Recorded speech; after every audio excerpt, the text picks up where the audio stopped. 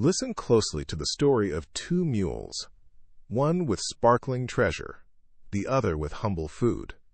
Which one will be safer on a long journey? Find out in *The Mule Who Carried Silver. The sun, warm and golden, kissed the dusty road where two strong mules began their journey. One was a kind-faced, dusty gray mule named Barley, who carried bulging sacks of healthy oats, smelling sweet and earthy. The other was a sturdy, light brown mule named Silverbell, whose heavy saddlebags clinked with silver money, gleaming in the morning light. Silverbell felt incredibly important, carrying the government's tax upon salt, a tax that brought much money but was hard on the people.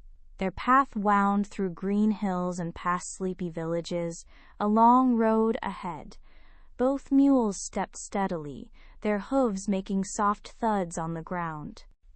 "Nos," Silverbell, with every confident stride, made sure to jingle the shiny brass bells on his harness. He loved the happy sound, a bright and cheerful chorus that announced his important presence to the world. He tossed his head a little, his dark eyes sparkling, convinced that everyone admired his special cargo.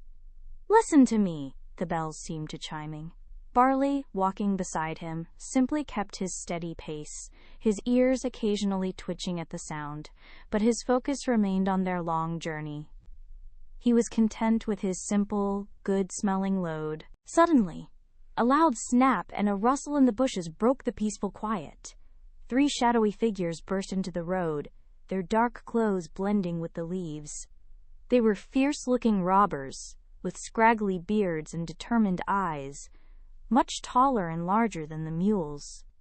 Their gaze fell immediately upon Silverbell, with his jingling bells and heavy, clinking sacks.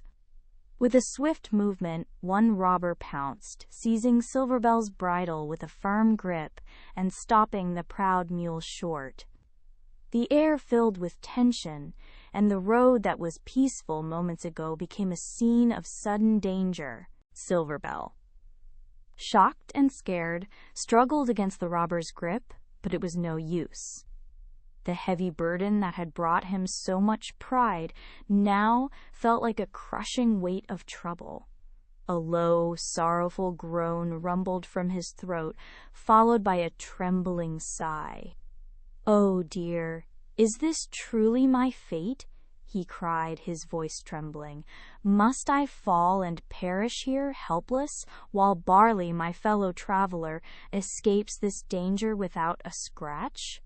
His dark eyes looked with despair at the robbers, then to his friend.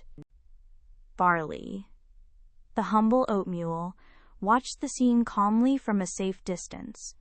The robbers had not even glanced his way, seeing no value in his simple sacks of oats. He shook his head gently.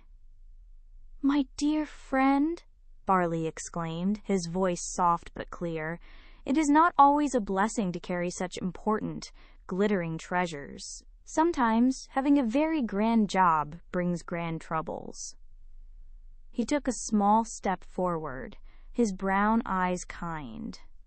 "If you were like me, a simple helper carrying humble oats for a miller, you would not be in such a deep predicament now, tangled in danger's way." The robbers, having secured Silverbell's precious cargo, quickly left as suddenly as they appeared, leaving Silverbell feeling shaken but safe. Barley trotted over to comfort his friend. Sometimes we might wish for important jobs or shiny things because they seem grand and special. But this story teaches us that what looks important isn't always best, and simpler lives can often be much happier and safer. It's truly better to be content with what you have, even if it seems ordinary, than to chase after things that bring big worries and dangers. Ever dreamed of being the hero? Now you get to be the star. Your adventure starts at TalesMio. Visit talesmio.com now.